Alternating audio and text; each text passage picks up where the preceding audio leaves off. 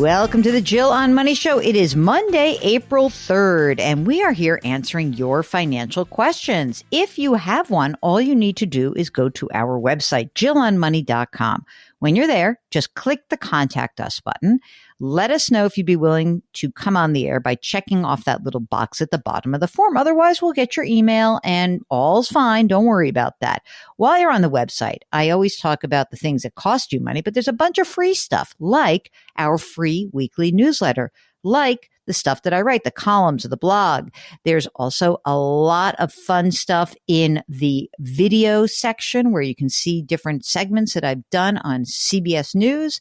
And there's a resources section. And if you've got any ideas for us, you think that we might want to beef up our resources, just send us a note, let us know. And that way we can try to keep giving you the information you need. Of course, if you got a few extra bucks, maybe you got a tax refund. And you're like, well, I'm one of those people who got $3,300 or $3,000 back. Maybe you should spend $35 to actually subscribe to our new service called Jill on Money Live, which is where you will have access to quarterly live webinars and the ability to join us for a video session, a little mini financial planning session with me and Mark. You can do that by joining the service, Jill on Money Live, quarterly live webinars, and some cool extras like being able to join us for a financial planning session. Should I call it a session? I feel like it's just a session is better. Is that better, Mark? Because then I don't want anyone to be thinking we're giving financial advice, because then I wouldn't want to like file any forms with FINRA or whatever. So I'm not charging for it, So we are not an RIA. We are not an RIA. So just a little video chat session. How about that? That's what we're going to call it. All right. So, okay, let's talk to someone here who has been waiting patiently. This is Rose, who's on the line from Washington State. Hello, Rose. How are you? Good morning. What's happening? What can we do for you? I am a recent divorcee from a long-term marriage, and my ex-husband was very good with money. He was an MBA and a computer guy, so he managed everything for many years, and then got a divorce. And in the divorce, which was non-litigious, it was a collaborative divorce, I got 2 houses, and this was designed by the attorneys. And then I got some IRA stuff and half of the brokerage account. And then he got an equitable amount of the IRAs. He got a higher amount of the IRAs to equal the cost of the houses. How old are you, Rose? I am 60. Okay.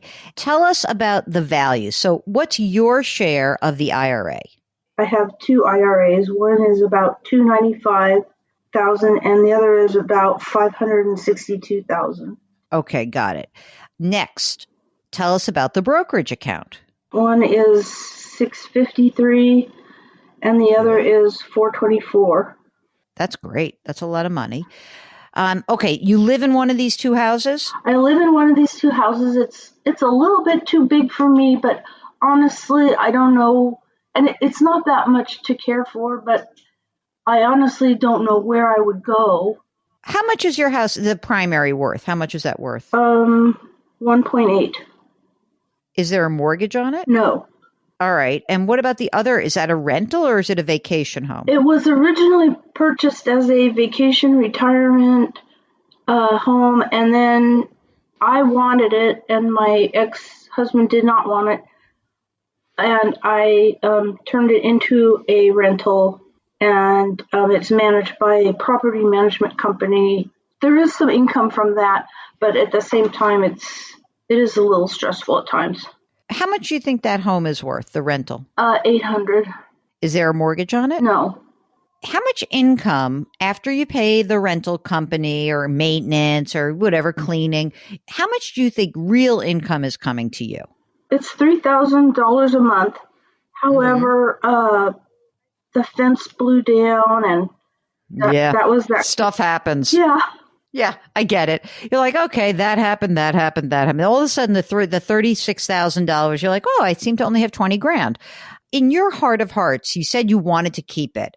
Is that because you'd like to keep it for yourself or you'd like to move there? Do you have any aspirations about like what you want to occur? I did honestly think I would retire there, and that my son might go. He's a junior in high school. I thought I might retire there and he could go to college about an hour away. I'm not sure what's going to happen because the couple who are renting the house, they really like it. They want it, I think, but I don't Really? want to sell it. All right, hold on. Let's get back to you for a second. Okay. So you're 60 years old. Do you work? I worked part-time the last 2 years. And do you receive any sort of money from your ex, like support in Yes. any way? Yes, What do you receive? $6,000 a month. And that's for until when? I'm 65. And he carries you on his health insurance? No, I got my own. I'm COBRA'd through the end of this year. And then you'll go on the healthcare.gov. Yes, or else have a job. How much do you think you need to live on? I figured that out last year. It was around $7,000 a month. And then I don't know if it came down after I rented out the house. I'm not a big spender.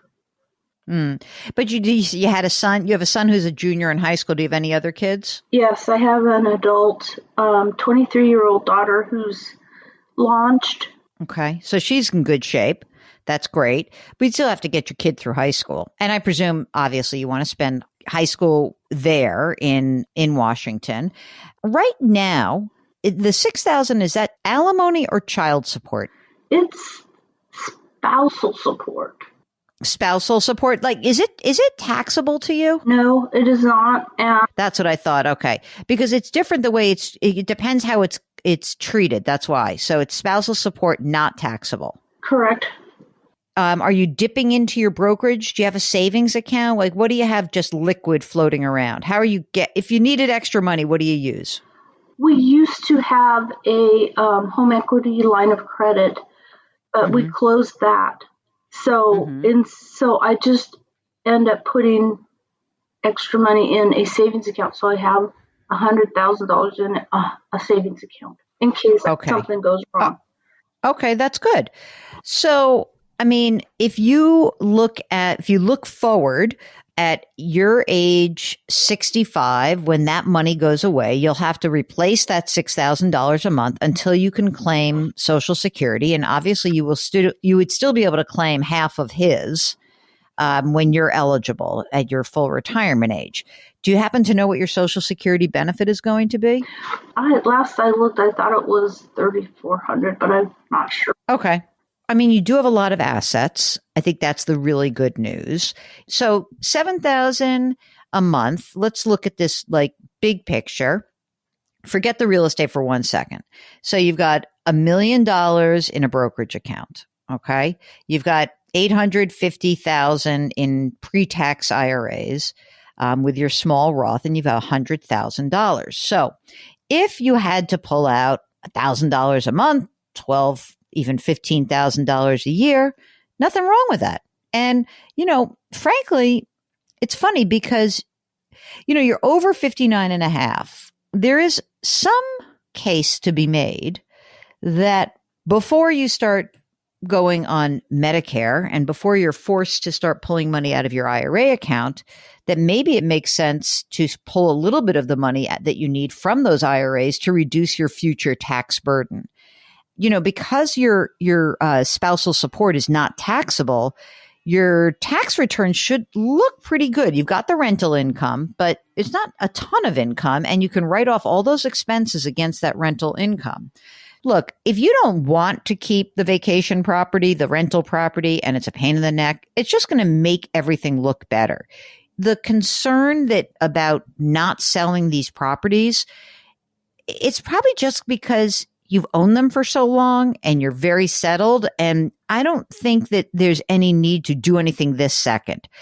If you want to feel more financially secure, and again, you've got a lot of money of almost $2 million between the brokerage account and the IRAs.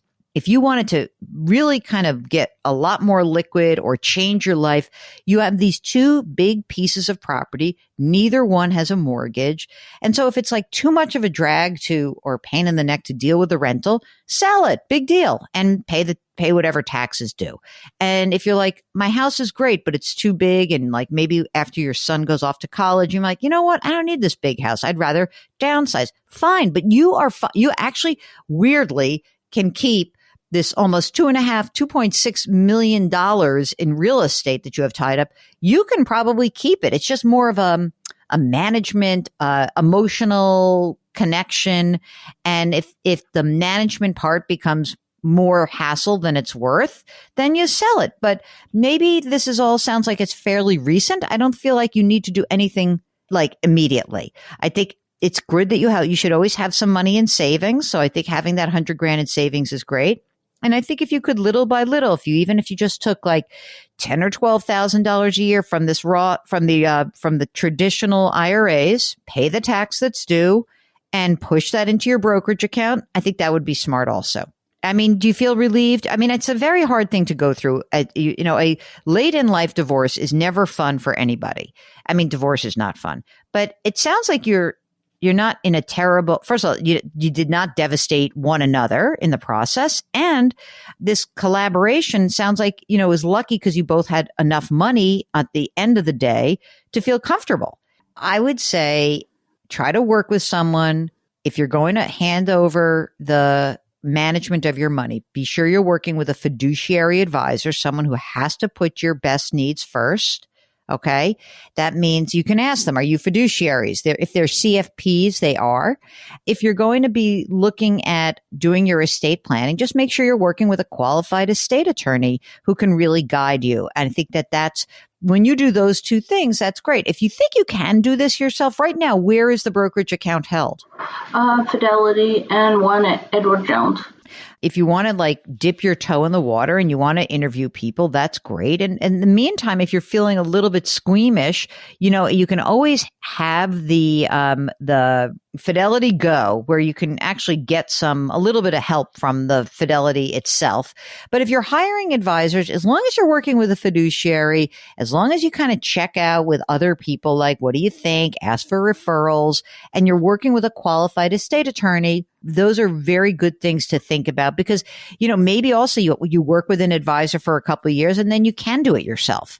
But we are so delighted that you are reaching out to us, and we're very grateful for that. And we really wish you the best of luck. I know this is a very difficult time. So if we can help you in the future, stay in touch, let us know.